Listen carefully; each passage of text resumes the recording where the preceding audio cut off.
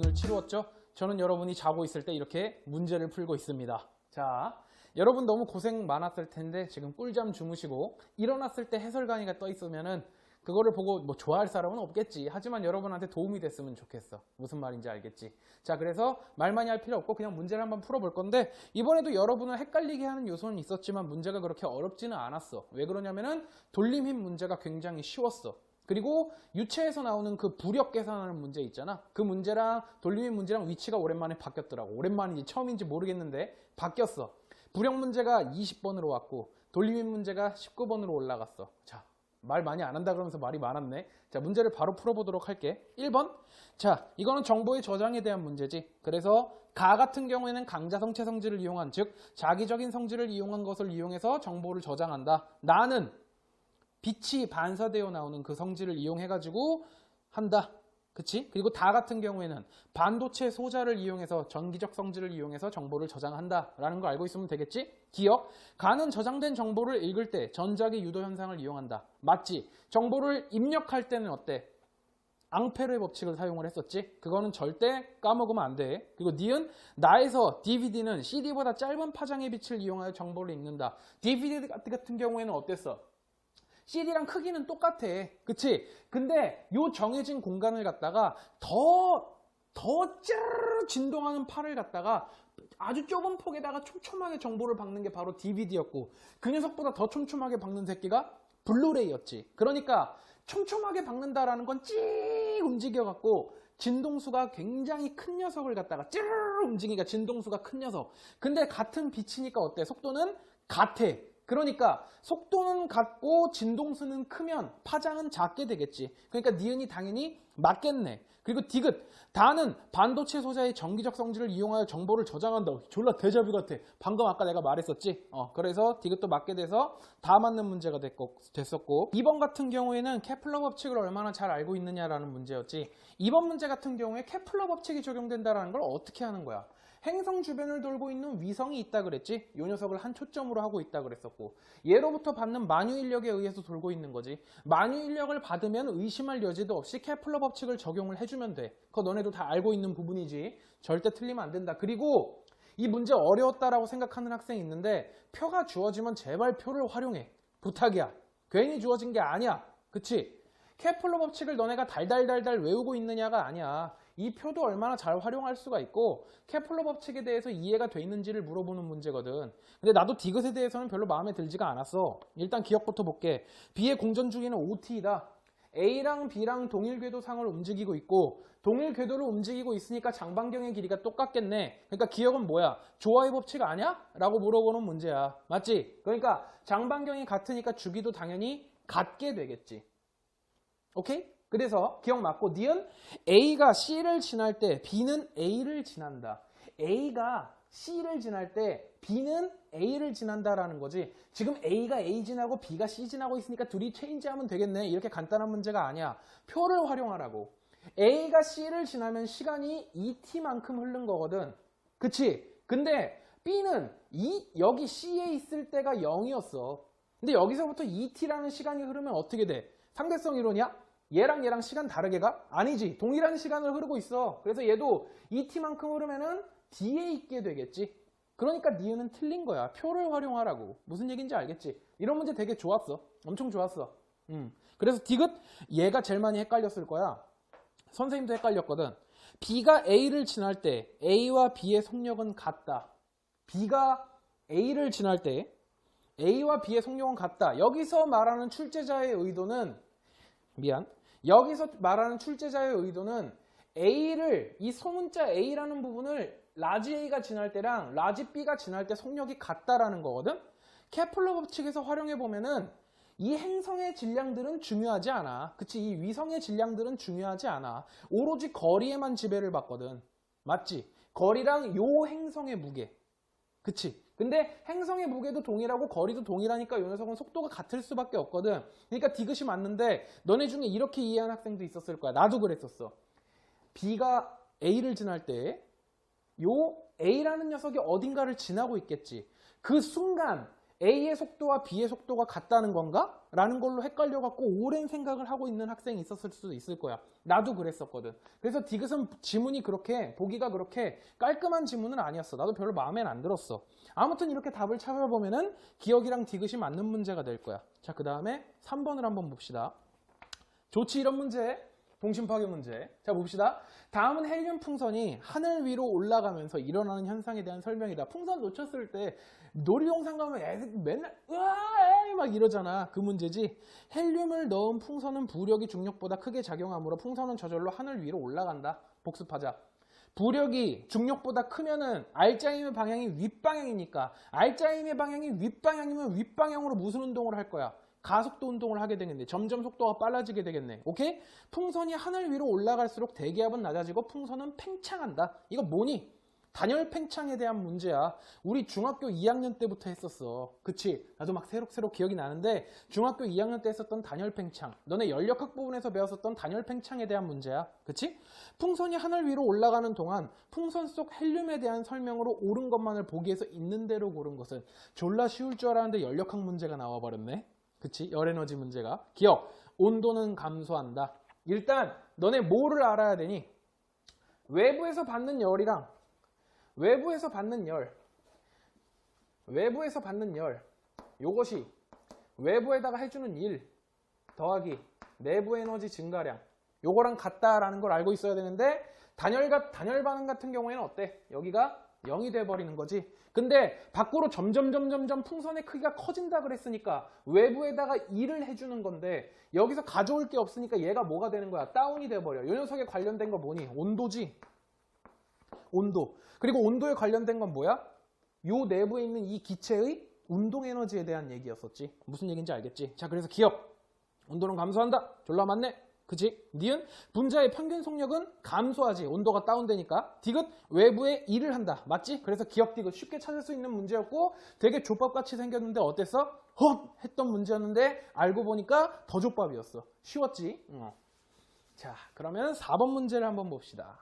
자, 그림은 수소 원자액이 헬륨 원자액으로 변환되는 과정에서 핵자의 구성이 바뀌며 입자 C와 중성미자를 방출하는 모습을 나타낸 것이다. A, B는 핵자이다. 얘들아, 핵자는 뭐밖에 없니? 양성자랑 중성자밖에 없지. 그리고 너네가 이런 반응에서 항상 헷갈리는 게 뭐냐면은 우와! 이런 반응도 있어? 라고 하는데 있으니까 문제로 나왔겠지. 그냥 문제 있는 그대로 해석을 해. 오케이? 이런 반응이 있어? 난 선생님이랑 공부했을 때 이런 거 없었는데 이러면서 어쩌지 별표 치고 5번으로 넘어갈까? 이런 거 하지 마.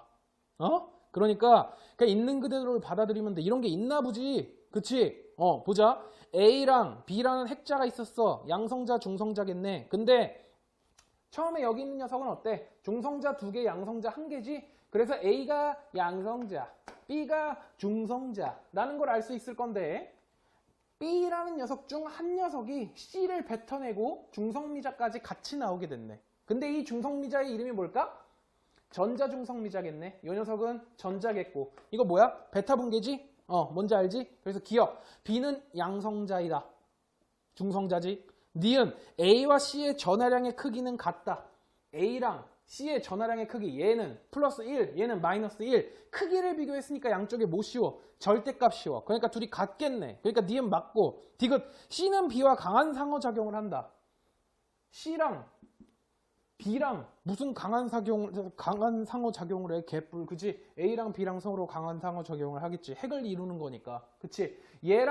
얘네는 지금 뭐에 의해서? 전자기력에 의해서 묶여 있지만. 그치? 서로 다른 거지? 그러니까 니은만 맞게 되겠지. 그래서 얘도 족밥 문제였고 참 좋아 이런 거.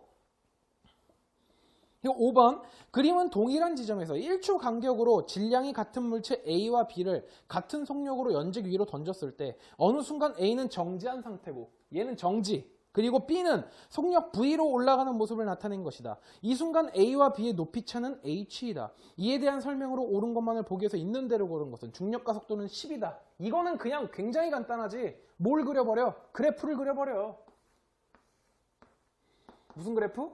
VT 그래프를 그려버려서 A 같은 경우에는 정지가 있었다 그렇지. 그리고 그 1초 전인 상황에 B 같은 경우에는 어떻다라는 거야? 요 속도에 있었다라는 건데 얘도 1초 뒤면 뭐 할 거냐 그러면? 정지할 거지. 그러니까 얘랑 그려내는 그래프의 모습이 어때? 같아.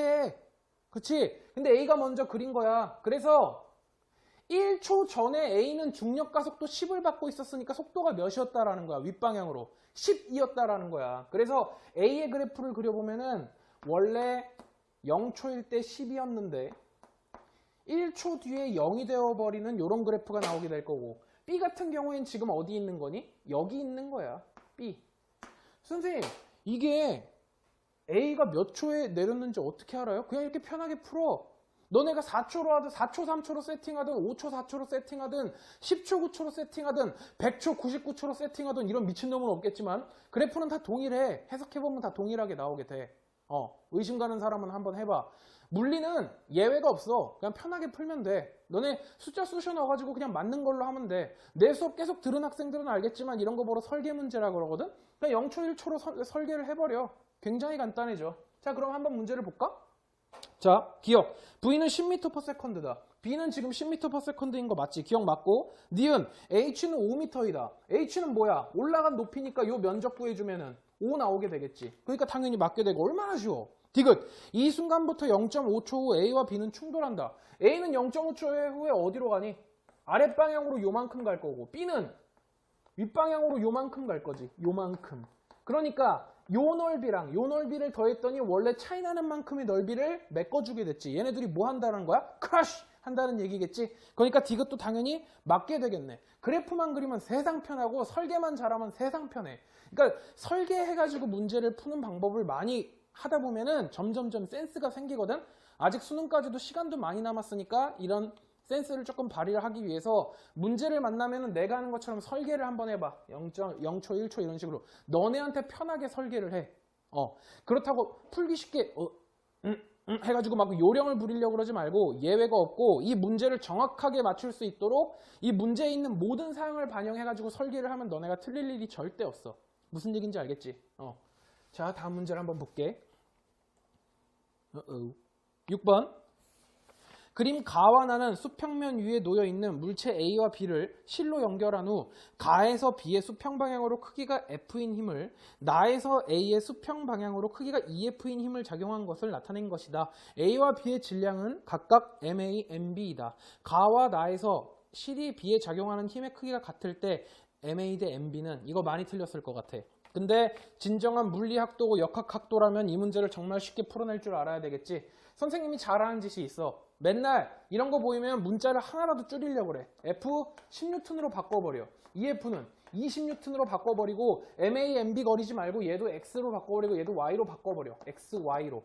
그 다음에 실이 B한테 가하는 힘은 결국엔 뭐니? A와 B 사이에 작용하는 장력이지. 장력. 그 장력이라는 게 뭐였어? A가 C를 당기는 힘이랑 C이 A를 당기는 힘이랑 C이 B를 당기는 힘이랑 B가 C를 당기는 힘, 얘네 넷이 다 같은 값이 바로 장력이었지. 그러니까 너네 뭘 구해내면 되는 거야? C이 A를 당기는 힘을 그냥 구해버리면 돼. 그러기 위해서는 A랑 B의 일단은 가속도를 한번 구해보자. 10N의 힘으로 당기는데 X랑 Y가 마치 한 몸뚱아리인 것처럼 움직이고 움직이는 가속도가 있게 되겠지. 그럼 그 가속도의 크기는 어떻게 되게 되는 거야? A는 X 플러스 Y분의 10이 나오게 될 거고, 얘도 동일한 과정으로 한번 구해보면은 20N은 X 플러스 Y의 A로 나타내서 그 A 값이 몇이 나오게 되니? X 플러스 Y분의 20이 나오게 되는 거였지. 그리고 A가 받는 R자임이 결국에는 뭐야? 실이 A를 당겨주고 있는 힘이지. 여기다가 뭐 곱해주면 돼? 가속도에다가 질량 곱해주면 A가 받고 있는 R자임 나오지. A가 받고 있는 R자임이 결국에 우리가 구하려는 장력이지. 그러니까 요 A에다가 X만 곱해주면 X 플러스 Y분의 10X, 그리고 요 녀석은 X 플러스 Y분의 20 하고 B가 받고 있는 R자임을 구해주면 되겠지. 그러니까 여기다가 뭘 더해?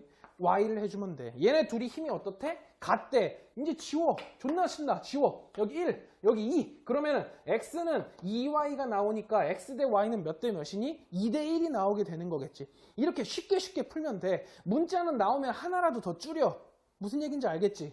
이런 식으로 풀어주면 돼. 그래서 답이 아주 쉽게 2 대 1이 나오는 것이었고, 대망의 7번 문제. 요즘 이 운동량 가지고 장난치는 문제가 많이 나와가지고 선생님도 되게 긴장을 하고 있는데 드디어 나왔지. 잘 보이는지 모르겠는데 너네도 문제를 출력해가지고 볼 수 있겠지. 자, 보자. 그림 가는 두 물체 A, B가 각각 점 P와 Q를 동시에 지나는 모습을 나타낸 것이고 동시에 지났대. 사이좋게. 그 다음에 나는 가의 순간부터 A, B가 수평면과 빗면을 따라 운동하는 동안 운동량의 크기를 시간에 따라 나타낸 것이다.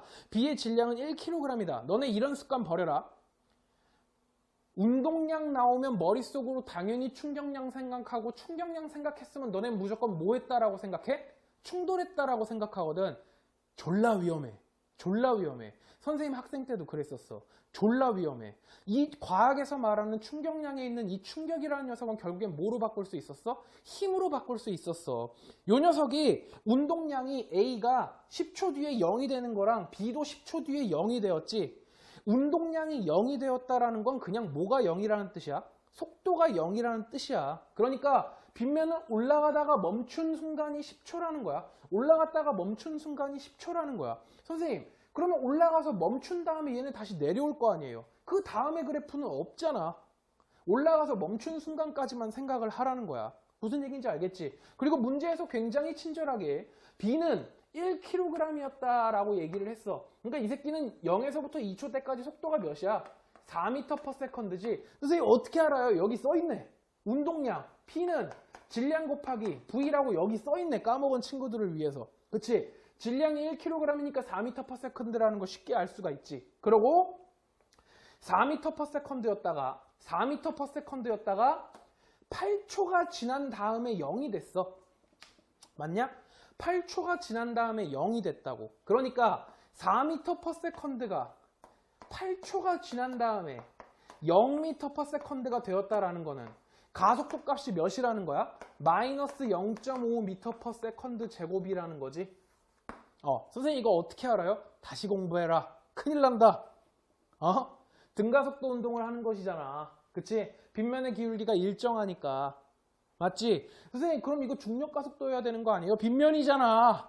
그치? 이제 익숙해져야 돼. 너네 지금 이거 헷갈리면 안 돼. 솔직히 말하면 헷갈려도 돼. 수능 때만 잘 맞추면 돼. 그러니까 파이팅 해가지고 풀어보자. 그럼 A 같은 경우에는 처음에 몇이었는지 모르겠는데 얘는 4초 만에 0 됐어.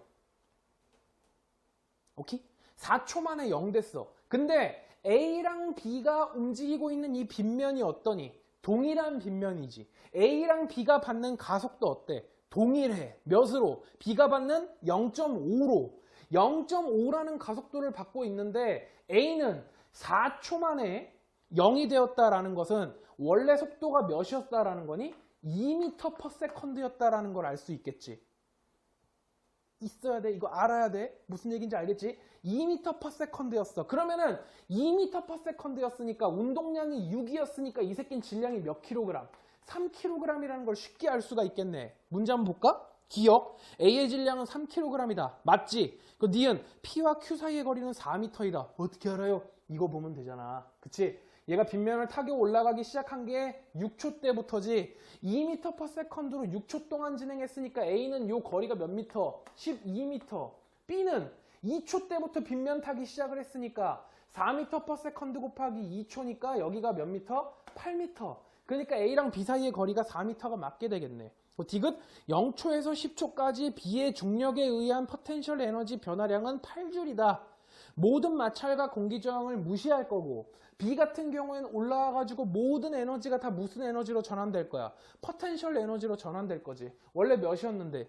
0이었는데 얘가 가지고 있는 운동 에너지가, 즉 B의 운동 에너지가 이 KOB가 2분의 1 곱하기 질량 1kg 곱하기 속도 4m/s의 제곱이었으니까 이 녀석은 8줄이 되겠지. 이 녀석이 모조리 다 위치 에너지, 즉 포텐셜 에너지로 바뀌어버린다는 거지. 자꾸 옛날 사람 버릇 나와. 자, 포텐셜 에너지로 바뀌어버린다는 것이었지. 그러니까 디귿도 맞게 되겠지. 그러니까 그누드가 다 맞는 문제였어. 오케이? 그리고 자, 나는 상대성 이론 문제만 나오면 왜 이렇게 고함을 지르면서 좋아하는지 모르겠어. 너무 좋아. 자, 봅시다. 영희가 타 있네. 철수가 관찰하고 이제 바뀌고 있어. 영희야 너도 고생 좀 해라 이러면서. 그림과 같이 영희가 타는 우주선이 정지한 철수에 대해 일정한 속도 0.8c로 일정한 속도 0.8c로라고 하고 있는데 존나 빠른 거지. 어때? 2.46m/s야. 졸라 빠르다고. 우주선 뒷부분에 고정된 점, P에서 방출된 빛이 우주선 앞부분에서, 여기서 방출된 빛이 띵띵 이렇게 들어간다는 것이고, 측정한 물리량이 서로 같은 거, 철수랑 영희가 각각 측정한 물리량이 같은 거. 일단 철수가 봤을 때 영희의 시간이 느리게 가는 것처럼 시간 팽창 현상이 나타날 것이고, P와 Q 사이의 거리, 즉 이 우주선 자체가 확 줄어드는 것처럼 길이 수축 현상이 일어나 보일 것이고, 영희가 철수를 봤을 때 영희는 철수의 시간이 느리게 가는 것처럼 보이고, 영희가 철수를 봤을 땐 자기는 움직이고 있는지 모르고 철수가 뒤로 0.8c로 가고 있는 거라고 느끼니까 철수의 시간이 느리게 가고 있고 철수가 길이 수축 현상이 일어나는 것처럼 보이게 되겠지. 하지만 영희랑 철수는 빛의 속도는 동일하게 보이지. 그게 문제였지, 상대성 이론에서는. 자, 그럼 봅시다. 기억, P와 Q 사이의 거리. 영희가 측정한 게 진땡이지. 그리고 철수가 측정한 건 수축된 길이를 재고 있는 것이지. 그렇기 때문에 기억은 틀렸고, 니은, 빛의 속력. 그냥 보이면 맞아. 얘는 무조건 맞지. 빛의 속력은 어때? 절대 불변이지. 그리고 디귿, P에서 방출된 빛이 P로 되돌아오는 동안 빛이 이동한 거리. 영희가 봤을 때는 PQ, 이 진땡 거리를 갖다가 이동한 걸로 보이지만 철수가 봤을 때는 어떠니? 수축된 길이를 왔다 갔다 한 것처럼 보이게 되는 거지. 그러니까 디귿이 틀리고 니은만 맞는 문제였겠네. 으아! 너무 신나. 상대성 이론 문제는 아무리 꼬으려고 해도 잘 못 꼬아. 왜? 몰라. 출제자도 알기가 힘들어. 너무너무 어려운 이론이거든. 그렇기 때문에 너네가 현대 물리학을 배우기 위해서 상대성 이론이 뭐라는 건 알아야 된다라는 취지에서 나오는 거니까 아주 편하게 고함을 지르면서 풀어주면 돼. 무슨 얘기인지 알겠지? 자, 그러면 9번.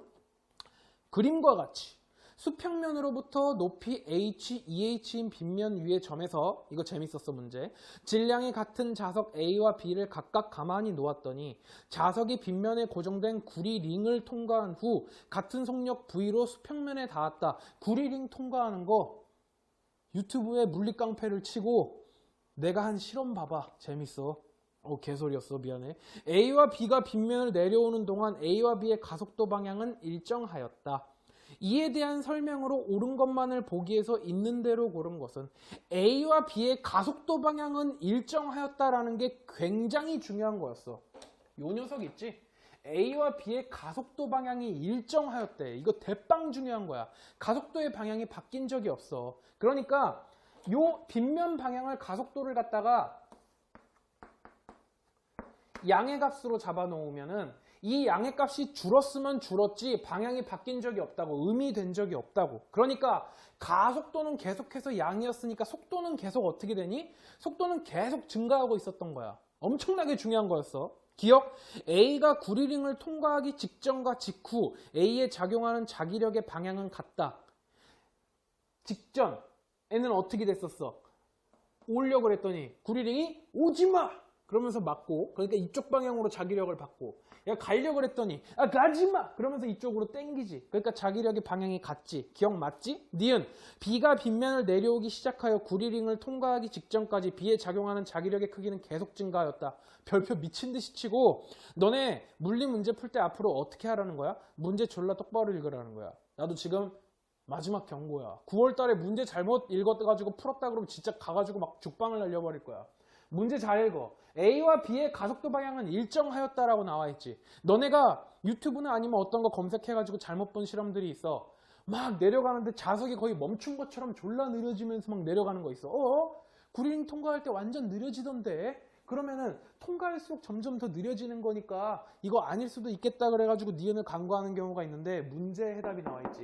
가속도 방향은 일정하였대. 속도는 계속 증가했대. 더 빨리 다가오거나 더 빨리 도망갈수록 어때? 생성되는 유도 기전력이 더 많이 발생해. 유도 기전력이 더 많이 발생하니까 유도 전류가 더 많이 흐르고, 그치? 자기력이 더 어떻다라는 거야? 더 세다라는 거야. 더 빨리 다가올수록, 더 빨리 튈수록 자기력이 더 세게 발생이 된다라는 거지. 그러니까 니은도 어때? 당연히 맞아. 디귿, 빗면을 내려오기 시작하여 수평면에 닿기 직전까지 자석의 역학적 에너지 감소량은 B가 A의 2배이다. 이거 더럽게 헷갈렸을 건데 이거 그냥 이렇게 생각하면 돼. 쉽게 생각해. 물론 진짜 쉽게 생각하는 게 답이야. 자, 봐봐. 원래 가지고 있었던 포텐셜 에너지 4라고 하자. 오케이? 그리고 원래 가지고 여기서 마지막에 가지고 내려왔을 때 운동 에너지를 1이라고 하자. 여기서 잃어버린 에너지를 갖다가 몇으로 치는 거야? 3으로 치는 거야. 그러면 얘는 포텐셜 에너지가 몇 배가 됐니? 2배가 됐지? 8이 됐지? 근데 나오고 있는 운동 에너지가 몇이 됐어? 1이 되었지. 그러니까 얘는 3줄고 얘는 7줄 얼지 2배야? 아니지. 그러니까 디귿이 틀린 거야. 이렇게 쉽게 생각하면 돼. 무슨 얘기인지 알겠지? 그 다음 10번. 그래서 이거 이상한데요? 그냥 주작 아니에요? 어떻게 해봐. 해봐. 2배가 나오게 할 수가 없어. 자, 10번. 다음은 교류 전원의 진동수에 따른 회로에 흐르는 전류를 알아보기 위한 실험이다. 가. 그림과 같이 전압이 일정한 교류 전원에 코일, 저항, 축전기, 전류계를 연결하였다. RLC 교류 회로네.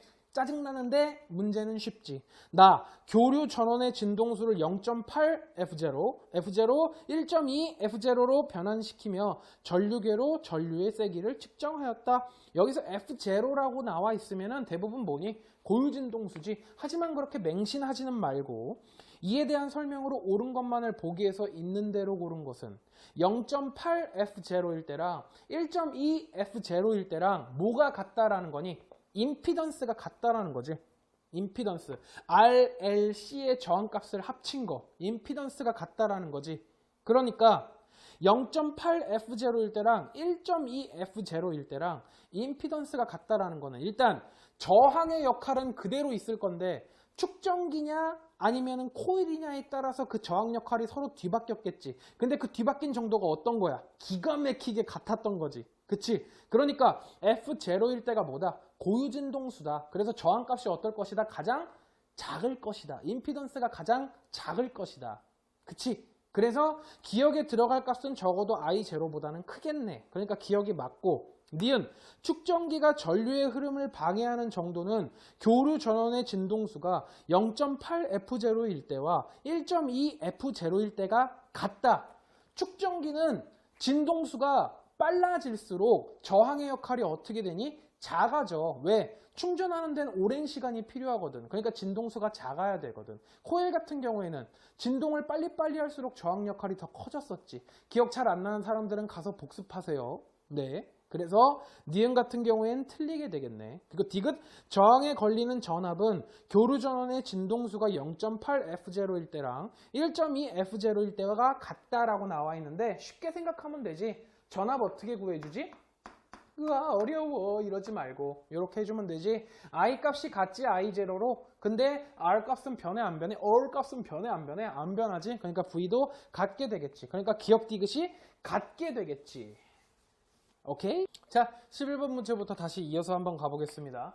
그림과 같이 점 A, B, C, D가 일직선상에서 같은 거리만큼 떨어져 있고 A, B, D의 점 전화 A, B, C가 고정되어 있다. C에서 전기장의 세기는 0이며 B와 C 사이에는 서로 끌어당기는 전기력이 작용한다. B나 C는 서로 끌어당기는 전기력이 작용한다. 이제 너네도 많이 풀어봐가지고 노하우가 생겼지? 이렇게 박어. 오케이? 그 다음에 B와 C가 A에 작용하는 전기력의 합이 왼쪽 방향일 때, 요 왼쪽 방향이래. 이에 대한 설명으로 옳은 것만을 보기 위해서 있는 대로 고른 것은 얘도 적당한 설계 문제였지. 그리고 얘가 왼쪽 방향으로 힘을 받으려면 요 녀석은 무조건 어때야 돼? 마이너스여야 돼? 플러스여야 돼? 해봐야지 알겠지. 근데 위아래에 있는 조건들을 다 고려해보면 이 녀석이 마이너스라는 걸 알 수가 있거든. 일단 식을 한번 세워볼게. C에서 작용받는 전기장의 세기가 0이라 그랬지. 전기장의 세기 어떻게 구해주는 거야? 정의에 의해서 여기다가 플러스 1쿨롱을 갖다 놓으면 되는 거겠지. 근데 여기서 얘의 전하량을 X, 얘를 Y, 얘를 Z라 그러면 문제가 미친 듯이 복잡해지거든. 그러니까 하나를 일단 편한 숫자 하나로 박어. 나 같은 경우에는 B를 갖다가 플러스 2쿨롱이라고 그냥 박았어. 그거에 따라 B에 따라서 얘네가 움직이게 될 거 아니야. 그치? 그래서 요 C에서 작용하는 전기장의 세기를 구해볼 건데 일단 변수를 지정을 해주자. A 같은 경우에는 X라는 전하량을 가지고 있고 C 같은 경우에는 Z라는 전하량을 가지고 있다라고 한번 해볼게. 그러면은 B가 먼저 얘한테 작용하는 그 전기장의 세기는 일단 거리는 1, 1, 1이라고 해둘게. 그럼 1, 1의 제곱분의 K에다가 플러스 2쿨롱 플러스 1쿨롱이니까 2가 되게 되겠고 얘는 이쪽으로 밀어내는 녀석이 될 것이고 얘는 마이너스라 그랬으니까 이 방향으로 땡기게 되겠네. 그리고 그 크기는 어떻게 되는 거니? 여기다가 K, 거리는 1의 제곱분의 Z만큼이면 되는 거겠네. 그치? 근데 얘네 둘이 더한 거랑 뭐랑 같다라는 거야? A가 여기에 작용하는 전기장의 세기랑 같다라는 거지. 그러니까 전기장의 세기가 0이 나오게 되는 거겠지. 그치? 얘네 둘이 가해주는 전기장의 방향이 요 방향인데 요 녀석의 방향은 요 방향이어야 되겠지. 그러니까 요 녀석이 마이너스라는 걸 알 수가 있겠지. 얘랑 얘 사이에 작용하는 전기장의 세기는 일단 거리가 2니까 4분의 K 동일하고 X 더 곱하기 플러스 1 쿨롱이 나오게 되겠네. 그치? 그래가지고 얘네 둘이 같다라는 걸 정리를 한번 싹싹싹 지워가지고 한번 해보면은 2 플러스 Z는 4분의 X가 나오게 되겠네. 그치? 4분의 X가 나오겠네. 그리고 B와 C가 A에 작용하는 전기력의 방향은 그냥 구해. 합력의 방향이 왼쪽 방향이래. 일단 B 같은 경우엔 얘를 이쪽으로 당길 거고 얘가 얘를 이쪽으로 밀 건데 얘가 얘를 이쪽으로 미는 힘이 더 세다라는 거지. 그걸로 일단 등식을 한번 세워보자. 부등식 세우기 전에 일단 얘가 얘한테 가하는 전기장의 세기 같은 경우에는 거리는 1이고 전기력의 세기 같은 경우에는 K에다가 2쿨롱에다가 X만큼 그리고 요 녀석이랑 얘가 얘한테 가해주는 전기장의 세기는 전기력의 세기는 9분의 3의 제곱 9분의 그치? 그리고 K에다가 XZ를 서로 곱해주면 되는 거였지. 근데 누가 더 크다라는 거야? 얘가 더 크다라는 거지. 그럼 일단 같다라고 놓고 한번 구해본 다음에 걔보다 조금만 더 크면 되는 거지. 일단 해보자. 얘도 정리를 한번 해보면은 K끼리 지워주고 X끼리도 지워지네. 그리고 얘가 1로 넘어가면 Z는 18쿨롱 이라는 전하량이 나오게 되어 있네. 그럼 Z는 18이래. 다 구했네? 얘는 18이라 그랬으니까 X값이 몇이 나와? 80이 나오네. 겁나 커. 마이너스 80쿨롱. 얘는 마이너스 18쿨롱. 오케이? 그럼 문제 다 풀었네. 얘는 마이너스 80쿨롱보다 더 어떨 거라는 거야? 더 클 거다라는 얘기겠지. 얘가 더 큰 쪽이었으니까. 얘는 여기보다 조금 더 크다. 80.1로 두자 그냥. 81로 둘까 그냥? 에이씨 그냥 맛대로 해. 자 그럼 한번 보자. 기억, 전하량의 크기는 A가 C보다 훨씬 크네.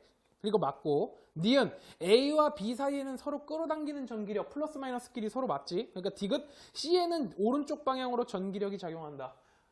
너네가 한번 구해봐. 얘 같은 경우에는 전기력을 얘한테 받는 거는 4분의 얘네 둘이 곱한 거 36 정도의 세기로 얘를 땡기겠네. 얘는 얘를 밀어내는데 그 크기가 어때? 9분의 80 곱하기 18만큼이니까 2로 160 엄청 커. 얘가 엄청나게 세게 밀게 되겠네. 그치? 그러니까 오른쪽 방향으로 전기력이 작용하는 거 맞게 되겠지.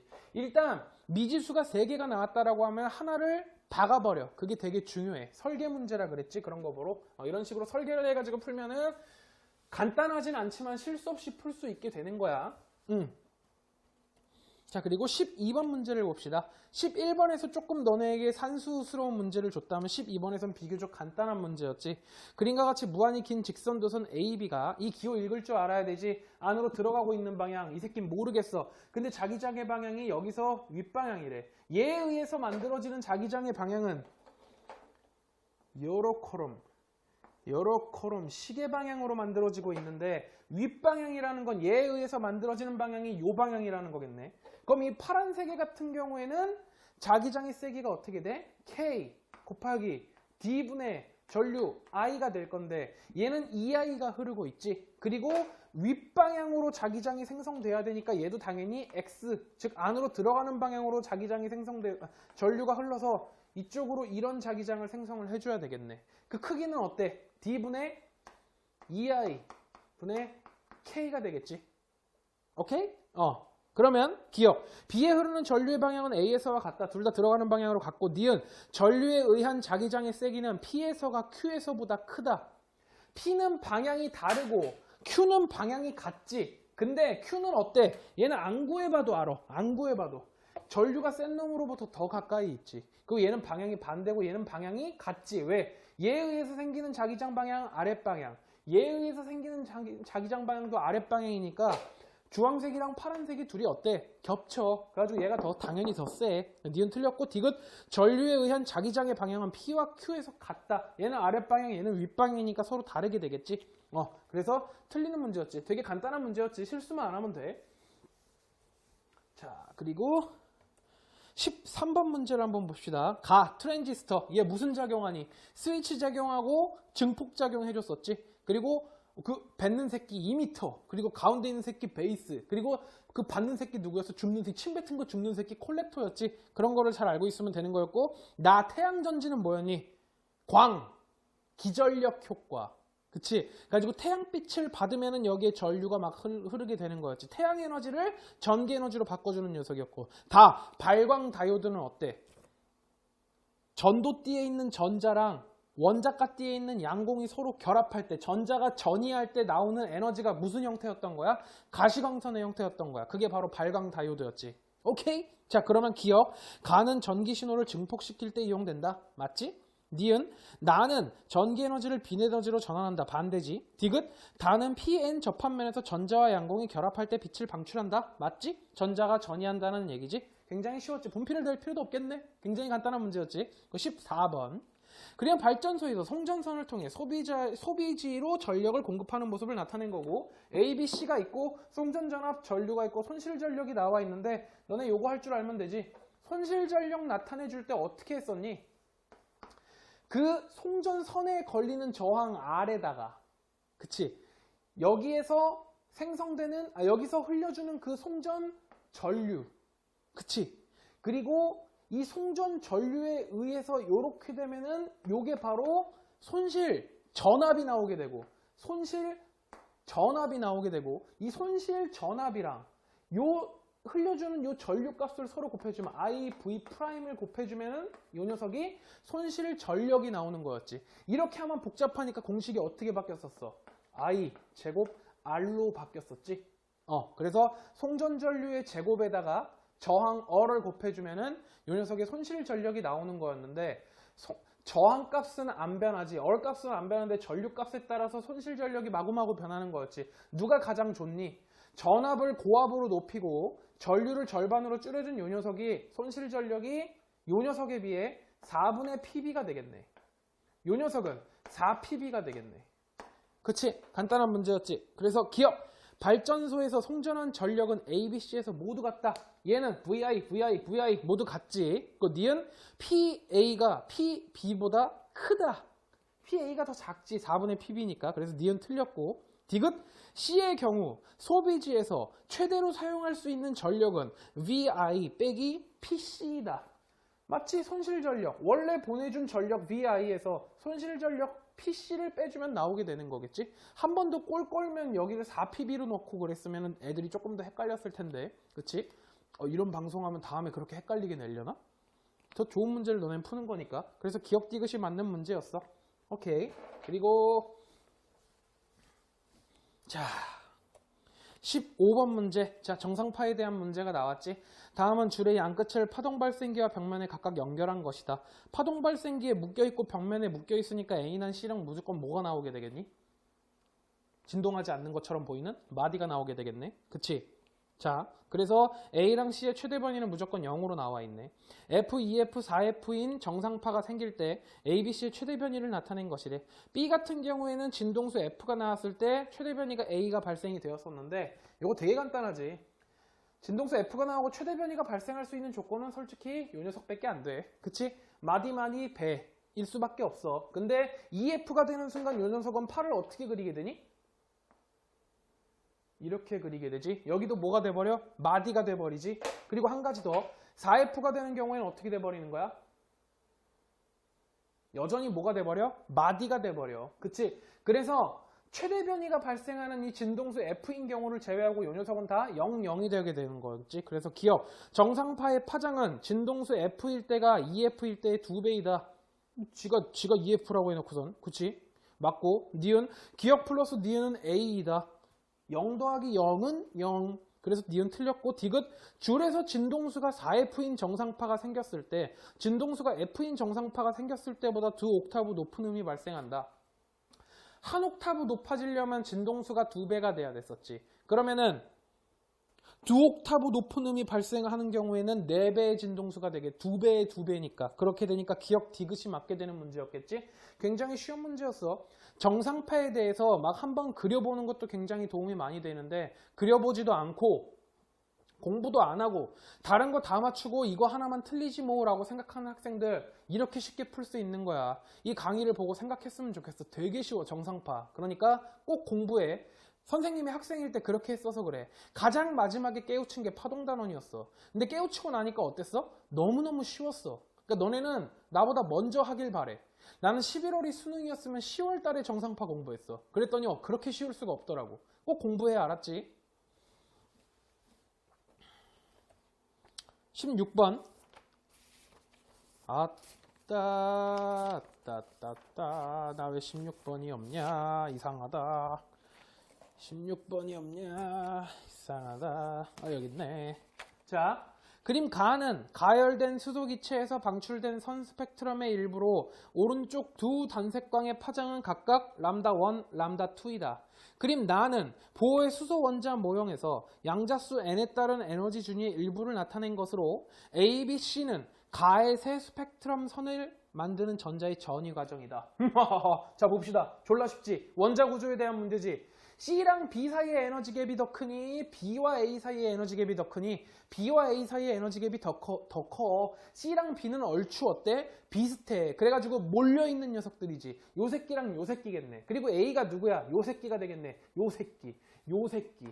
새끼가 되게 되겠네. 이렇게 연결해놓고 풀면 굉장히 쉽게 되겠지. 왜? 에너지가 더 큰 새끼가 더 많은, 즉 에너지가 크면 진동수도 크지. 에너지가 크고 진동수가 크면 나오는 빛은 속도는 똑같은데 진동수가 크니까 파장은 작게 되겠고, 이쪽으로 갈수록 더 어때? 단파장, 이쪽으로 장파장. 오케이? 그렇게 분석하고 풀어. 기억. 람다1이 람다2보다 크다. 개소리. 니은 C에서 방출되는 빛의 파장은 람다2다. 개소리. C에 의한 녀석이 누구야? 요 새끼라니까. 기호도 없는 새끼. 그 디귿 읽어볼 필요도 없이 맞지. 근데 우리 공부하는 거니까 보자. N은 2인 궤도에 있는 점자가 파장 람다1의 빛을 흡수하면 N은 4의 궤도로 전이한다. 그냥 B를 나타내주고 있는 거지. 맞지? 그러니까 람다1이 맞게 되겠네. 그러니까 답이 디귿만 맞았어. 그리고 17번 문제를 한번 봅시다. 어이구, 난도질을 해놨네. 와, 나 감탄했어. 이런 문제 너무 좋은 것 같아. 일단 금속구라 그랬으니까 요 새끼는 자유전자를 많이 가지고 있는 새끼였을 텐데 거기다가 이렇게 진동수가 서로 다른 빛을 때려준 거지. 뭐가 섞인 문제야? 광전 효과가 섞인 문제야. 그래서 F1 빛을 때려줬더니 진동수가 F1인 빛을 때려줬더니 A랑 B가 서로 인력. 그러니까 한 놈은 그대로인데, 즉 중성인데 한 놈이 전자를 잃고 플러스가 돼버린 거야. 그래가지고 서로 땡기게 된 것이지. 선생님, 한 새끼는 중성인데 왜 땡겨요? 정전기 유도, 이 자식아. 그래서 중성이었어도 여기에 플러스가 오면 어떻게 돼? 여기에 플러스가 남고 여기에 마이너스가 몰리는 현상 때문에 서로 땡기게 되는 거였지. 정전기 유도. 어디서? 도체에서의 정전기 유도. 꼭 기억해. 오케이? 그러고 F2인 빛을 때렸더니 A랑 B에서 모조리 다 청력이 발생이 됐어. 그럼 무슨 뜻이니? 둘 다 중성일 경우엔 둘 다 가만히 있을 것이고 둘 다 마이너스가 될 수 있는 방법은 없어. 그치? 빛을 쪼여줬더니 광전 효과가 뭐야? 거기서 광전자가 튀어나가는 거지. 둘 다 광전자가 튀어나갔다라는 거야. 얘가 더 진동수가 높은 빛이야? 얘가 더 진동수가 높은 빛이야? F2가 진동수가 더 높은 빛이야. 센 빛이랑 다른 얘기야. 센 빛은 뭐야? 광양자가 많은 거. 그리고 진동수가 큰 건 예! 이러면서 오는 거. 적외선 자외선 그런 차이. 맞지? 오케이? 그러니까 F2가 진동수가 더 큰 녀석이었겠네. 으아! 이렇게 표현을 해놓고 이에 대한 설명으로 옳은 것만을 보기 위해서 있는 대로 고른 것은 기억. 예! 맞지? 기억. 니은 나에서 B는 음전화로 대전되어 있다. 나에서 B 음전화로 대전될 수 있는 방법이 없지. 광전 효과로. 그래서 니은은 아니겠고 디귿 가에서 단색광이 세기를 증가시키면 A와 B 사이에 청력이 작용한다. 세기를 증가시키면 뭐라 그랬었어? 전류가 더 많이 흐르는 거지. 광양자가 증가하는 거지. 진동수가 더 커지는 게 아니지. 이함수를 넘어서야 되는데 그렇게 되는 게 아니라고. 세기가 세지는 것은. 오케이? 좀 헷갈리는데요. 다시 공부하고 와. 광전효과 엄청 쉬워. 그러니까 다시 공부하고 와. 내가 봤을 때 광전효과는 한 10분, 20분이면 공부하고 올 거야. 굉장히 간단하니까. 그리고 18번 문제를 봅시다. 그림은 방사성 원소 A가 A, B, C, D로 붕괴하는 과정에서 각 원소의 양성자 수와 중성자 수를 나타낸 것이다. 이에 대한 설명으로 옳은 것만을 모두 나타낸 것은. 자, A에서 B로 가는 경우에는 양성자가 2개가 뜨고 중성자가 몇 개가 줄었는지 모르겠지만 아무튼 얘는 무슨 붕괴? 알파 붕괴. 양성자 2개 한 방에 훅 가는 거 뭐밖에 없어. 알파 무게밖에 없지. 이 알파 입자가 뭐였어? 헬륨 원자 핵이랑 동일한 녀석이었지. 그리고 B에서 C로 갈 땐 양성자가 하나가 줄었네. 하나가 늘었네. 양성자가 하나 늘어나는 반응은 베타 붕괴밖에 없어. 얘도 베타 붕괴밖에 없어. 베타 붕괴 같은 경우에는 뭐였어? 중성자에서 전자 중성미자 퇴 뱉으면서 지가 양성자가 되는 거였지. 사실 그게 누가 어떻게 되는 거였어? 쿼크가 변화하는 거였지. 위콕 아래콕 지네끼리 막 변화를 하는 거였지. 그것까지 연관지어서 알아두면 좋겠어. 자, 그러면은 내친기면 더 할까? 위콕 같은 경우에는 전하량을 몇 나타내고 있고 3분의 2를 나타내고 있고 아래콕 같은 경우는 마이너스 3분의 1 전하량을 나타내고 있지. 근데 전자를 아래콕이 퇴 뱉으면서 위콕이 하나가 되는 거지. 그러면서 양성자가 탄생이 하게 되는 것이고. 무슨 얘기인지 알겠지? 양성자랑 중성자가 각각 위콕, 아래콕의 구성배가 서로 반대였지. 2대1, 1대2 이런 식으로. 그거 모르는 사람은 다시 들어가가지고 복습했으면 좋겠어. 그 물질 구성하는 그 부분에서. 기본 입자 그 부분. 표준 모형 그 부분. 어디 얘기하는 건지 알고 있지? 자, 그래서 A랑 B랑 빼면은 2래. A는 일단 몇이냐? 졸라 140. B 같은 경우엔 몇이야? 졸라 138. 그치? 그래서 A랑 B를 빼면은 2가 나오네. 그리고 D는 B에서 C 과정에서 베타 붕괴가 일어났다. 맞지? D는 A의 동위원소이다. 동위원소가 뭐였냐? 양성자 수는 같은데 중성자 수가 다른 거였지. 수소, 중수소, 삼중수소 이런 녀석들. 중성자 수가 다른 녀석들. 그러니까 맞게 되겠지. 자동으로 넘어가네. 자, 19번 문제. 19번 문제를 한번 봅시다. 19번 문제. 나 이 돌림이 문제가 나올 때마다 너무 좋아. 나의 센스를 발휘할 수 있는 문제니까. 이거 보자마자 막대가 기울어지기 시작하는 순간이라 그랬으니까 얘네 둘이 뭐가 이루어지는 순간이야? 평형이 이루어지는 순간. 즉 평형이 이루어지는 순간, 평형이 깨지는 순간. 얘는 지금 평형이 아니야. 역학적으로는 평형이지. 하지만 이쪽으로 훨씬 더 강한 힘으로 얘가 돌아가려고 되고 있지. 근데 이 책상면이 받쳐주고 있을 뿐이지. 그러니까 이쪽으로 과하게 몰려 있어. 달랑달랑하지가 않다고. 그치? 위기감이 없어. 재미가 없어. 위기감 있게 하려고 그랬는데 하필 요 새끼가 질량이 M이고 요 새끼가 질량이 2M이네. 그치? 그러니까 시소로 생각하면 돼. 나보다 질량이 2배 큰 새끼랑 시소를 타려면 거리의 비가 몇 대 몇으로 바뀌어야 돼. 2대 1로 바뀌어야 되지. 그러니까 요 녀석이 여기로 몇만큼 왔을 때 2배만큼 왔을 때 얘는 여기로 몇만큼 왔을 때 1만큼 남았을 때로 식을 세워줘야 되겠지. 근데 얘의 속도는 V니까 얘네들이 동시에 같은 시간으로 움직일 거니까 한번 식을 세워볼게. VT만큼 움직인 거리가 얘는 어때? L에서 EV T만큼 빼준 만큼, 즉 요 남은 만큼의 거리가 몇 대 몇이어야 된다는 거야. 2대 1이어야 된다는 거야. 이 중심점을 기점으로 2대 1이어야지 얘랑 나랑 시소를 탈 거 아니냐. 그 조금만 더 움직이면 일로 무너질 거고 그 아슬아슬 달랑달랑한 순간을 구해내는 문제잖아. 그치? 그러니까 그냥 시소 문제였어. 이거 이제 풀면 돼. 2L 빼기 4VT는 VT가 나오게 되니까 2L은 5VT가 나오게 되니까 T는 5V분의 2L이 나오게 되지. 졸라 간단하게 2번에 나와 있지. 이렇게 푸는 거였어. 돌림인 문제 중에서 이때까지 나왔던 것 중에서 가장 간단했었어. 6월 모의고사가 사실 나한테 더 간단하긴 했었는데 너무 쉬웠지 문제가. 근데 어때? 이걸 보면서 변수 존나 많아 이러면서 당황을 하는 순간 틀리게 되는 거야. 돌림임이 나오면은 나의 센스를 발휘해볼까? 라고 생각하면서 자신있게 덤비면 돼. 무슨 얘기인지 알겠지? 대망의 20번으로 넘어가 봅시다. 20번 문제 되게 거지 같았지. 거지 같았지. 근데 부력에 대한 정의가 너네 머릿속에 잘 박혀 있고 이건 어느 정도 나는 외웠으면 좋겠어. 부력의 물체가 받는 부력의 크기 어떻게 구해지지? 내가 하는 거 그대로 따라하면 돼. 잠긴 물체의 부피의 그만큼을 덜어내고 거기에다가 유체를 집어넣는 거지. 채워져 있는 유체. 그 유체가 그 부피만큼, 잠겨있는 물체의 부피만큼의 유체가 받는 중력의 크기가 바로 부력의 크기지. 오케이? 그러면은 요거 나에서 받고 있는 그 부력의 크기부터 한번 구해볼 건데 2D만큼 잠겼대. 가로 세로가 어떻게 되지? 4D 곱하기 4D 곱하기 2D만큼 잠겨있는 거지. 이게 뭐야? V. 여기에 액체의 밀도 로 에다가 그게 받는 중력의 크기지. 이만큼이 나에서 받는 요 물체가 요만큼이 받는 부력의 크기가 되는 거였어. 그치? 근데 이 다에서 받는 부력의 크기는 로에다가 4D 곱하기 x g가 나오는 거지. 근데 여기에는 뭐가 더 더해져 있니?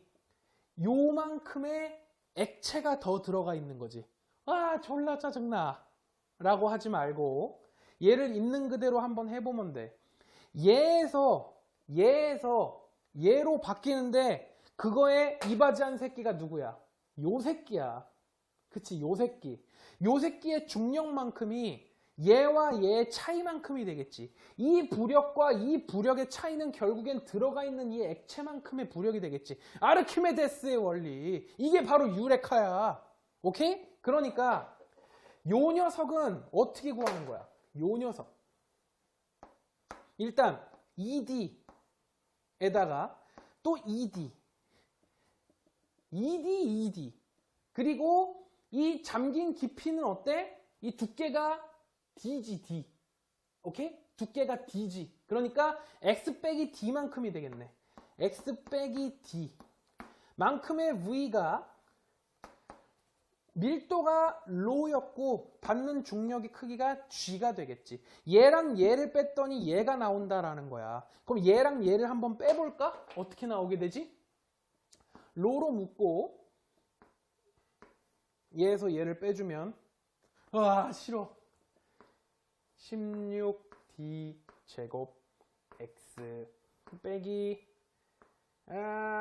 32D 3승의 G가 나오게 되겠고 얘가 뭐라는 거야? 칠판 나오나? 로 4D 제곱 X 빼기 4D 3승의 G가 나오게 되겠네. 지워. 그럼 얘를 한번 해볼까? 16D 제곱 X 빼기 32D 3승 은 4D 제곱 X 빼기 4D 3승이 나오게 되니까 정리하자. 12D 제곱 X는 넘겨주면 28D 3승이 나오니까 지우고 3승 날리고 X는 12부분에 28D가 나오게 돼서 X는 4로 나누면 3분의 7D가 나오게 되겠네. 힘들어. 그러니까 답이 1번이 나오게 되겠지. 요 아이디어를 내는 게 굉장히 중요해. 유레카의 원리를 알고 있는 게 굉장히 중요하다고. 오케이? 자, 문제가 굉장히 괜찮았어. 부력 문제가 점점점 어려워지고 있는데 어려워져 봤자 이렇게 식만 잘 세우면 돼. 무슨 얘기인지 알겠지? 꼭 문자로 식을 세워보는 연습을 해보고 마지막으로 부력은 뭐라고? 잠긴 부분의 물체를 채우고 있는, 즉 잠긴 부분의 물체의 부피만큼을 이루는 액체가 받는 중력의 크기를 구해주면 되는 게 바로 부력이야. 식 세우는 연습을 꼭 많이 했으면 좋겠어. 여기까지. 시험 보느라 고생들 너무 많이 했어. 안녕.